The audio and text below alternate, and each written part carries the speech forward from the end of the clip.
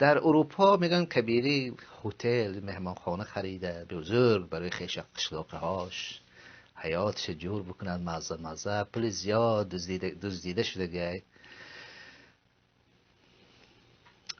مخصوصا کبیره را روسا ماندن. آدمی گفتیم فهمیدن که این آدمی است که بی سواد خدا بخبره، گفتیم برای این پول از همه چیز این را ماندن و این خودش همون میبینی همون روند همون مجلس ها همون گفتیم گزارشات همون ویکیلیکس نگاه میکردم که ویکیلیکس در یک جای دست ویکیلیکس نوشته که کبیری شراب خورده و آمریکا حیران شده که رهبر حزب بحث نسل تاجیکستان شراب مینوشیده.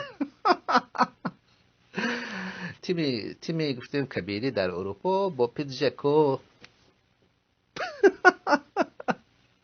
استغفر الله همین خود عکس بازگوی همه چیز است.